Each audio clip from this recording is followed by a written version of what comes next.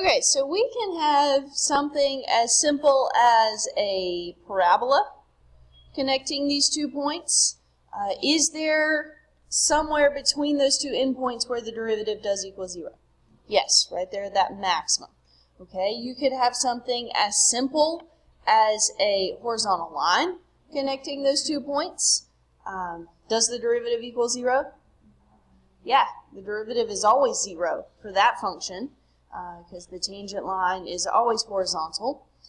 Or you can have something as complicated as like an oscillating function like sine or cosine here, and there are multiple places where the derivative equals 0. Okay, so what we were talking about at the end of last week was the extreme value theorem. Okay, the extreme value theorem said that on an interval, if your function is continuous and differentiable, you will have extreme values. Okay, that could happen at a max or a min where the derivative is 0, or it could also happen at your critical points. Okay, well, that's the extreme value theorem. Okay, a continuous function on a closed interval must have both a minimum and a maximum on the interval, but the values can occur at the endpoints. Rolle's theorem is what we're going to look at today, and that gets a little bit more specific. So here's what Rolle's theorem says. You have a continuous function on an interval. It's differentiable they specify open interval because technically you can't take the derivative at the endpoints. What the specificity of Rolle's theorem is, if f of a equals f of b, if the y value of your endpoints are the same, then there is at least one number in the interval such that the derivative equals 0. So I'm going to let you write that down. I want you to sketch these examples and then we'll talk about it. Okay, let's discuss these 2 pictures really quickly. I have 2 examples. Which one of these satisfies Rolle's theorem? The second one, okay? Rolle's theorem is very specific. If the y value of the endpoints, so in this case we're looking from 1 to 5, both of them, their y values are 6, then there has to be, as long as it's continuous and differentiable on that interval, there has to be a maximum or minimum, and that's what I just had to draw a second ago. If those endpoints are equal, there is no way for you not to have a place where you have a maximum or minimum or where the derivative equals 0 in the case of a constant function. Now the first one, okay, on this interval, f of a does not equal f of b. F of a is 6, f of b is 2. Now, we do have maxes. We have a maximum at x equals 1 of 6. We have a minimum at x equals 5 of 2. But there is not a place on that interval where the derivative equals 0. We don't have a true like local max or min where you have a peak or a valley. We just have max and min values at the endpoints. Okay? So, let's look at an example involving Rolle's theorem. Rolle's theorem, this example says, find the 2 intercepts of f of x equals x squared minus 3x plus 2. Okay, that's nothing to do with calculus. That is well, technically that's like algebra 1. But then we want to show that the derivative equals 0 at some point between the 2 intercepts. Okay, so we're going to find our 2 intercepts first of all. Okay, that is intercepts, x-intercepts, that's another way of saying zeros, solutions, roots. You need to be familiar with all those terms. That means where's the function equals 0. So where does x squared minus 3x plus 2 equals 0? Well, without a calculator, how do we figure that out? Factor. Okay, x minus 2 times x minus 1. So that says our intercepts are at 1 and at 2. So f of 1 is 0, f of 2 is 0. If those are your intercepts, that's what that means. Okay, f of 1 equals 0, f of 2 equals 0. So we need to show that the derivative equals 0 at some point between the 2 intercepts. take the derivative. Okay, let's take the derivative. F prime of x is equal to 2x minus 3. Set that equal to 0. Add 3, divide by 2 is 3/2 between 1 and 2. Yes, it is. 3/2 is 1.5. So that says the vertex of this parabola is at 3, 2. So we could very easily sketch this function, this quadratic. This has nothing to do with the problem. I'm just throwing a little extra in there. We know that it crosses at 1 and at 2, and its vertex is at 3/2. We could plug that in to find out the y value, but it's going to be below the axis. And that's just a rough sketch. Actually, that's not good because the y-intercept would be 2. That's better. Okay.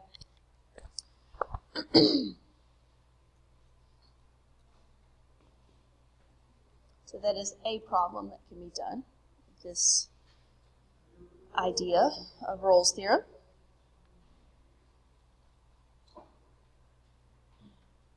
Okay. Here's another function. F of x is equal to x to the 4th minus 2x squared. The instructions are to find all values of c in the interval from -2 to 2 such that the derivative equals 0.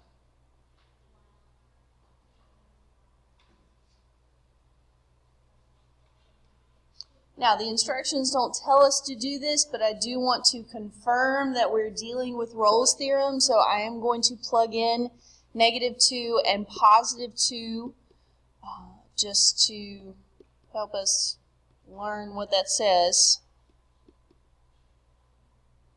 So -2 to the 4th is 16, -2 squared is 4, times 2 is 8, 16 minus 8 is 8. Plug in +2, 2 to the 4th minus 2 times 2 squared, we get the same result. +2 to the 4th is also 16. +2 squared is also 4. Multiply that by 2, we get 8. Okay, so f of -2 is equal to 8. F of +2 is equal to 8. We are dealing with a Rolle's theorem problem. There is at least one value between -2 and 2 for which the derivative is equal to 0. So let's proceed and take the derivative. F prime of x is equal to 4x cubed minus 4x. We want to find where that's equal to 0. What do we need to do? Factor the polynomial. It has a GCF of 4x. When we take out 4x, we are left with x squared minus 1. So when we set those equal to 0, I'm going to factor the x squared minus 1 further into x plus 1 times x minus 1. Now, granted, you could solve that just using square roots. However, we frequently forget to include the positive and the negative. So when you factor, it's less likely that you'll miss the negative answer. So we have 3 answers here. At x equals 0, at x equals -1, and at x equals +1.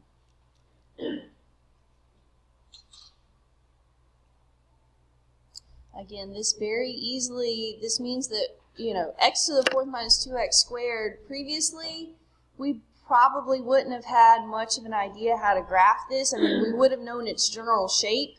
Okay, x to the 4th is kind of like x squared, except it has an extra peak or valley in there, or 2 extra actually, but we wouldn't have really known where to go from there without a calculator. Now we have more details. Okay, we know where our maximums and minimums are. We know some specific values. We would be able to sketch this much more accurately without a calculator. Now, let's confirm this with our calculator though.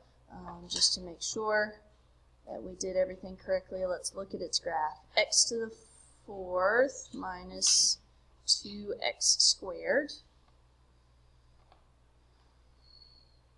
Okay, and you can very quickly see here that at -1 we have a minimum, at 0 we have a maximum, and at +1 we have another minimum.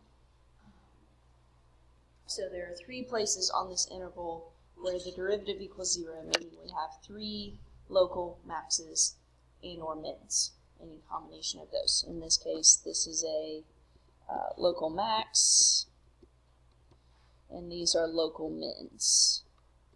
Now, we will, when we come back from Thanksgiving, we will find out how to identify those as maxes and mins without our calculator, but right now you just need to know that that's what they are.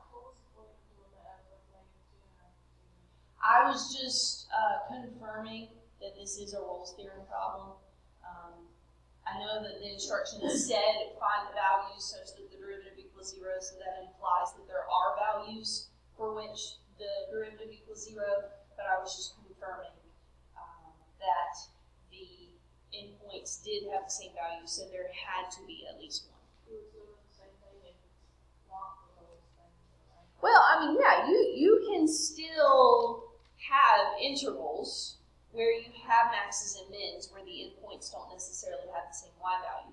It's just Rolle's theorem guarantees if your endpoints have the same y value, you have to have some point between those two where the derivative equals 0, if they are the same. Okay. So we can still, thank you for asking that question, we can still have, let me modify this a little bit. Let's say that, let's delete this point right here.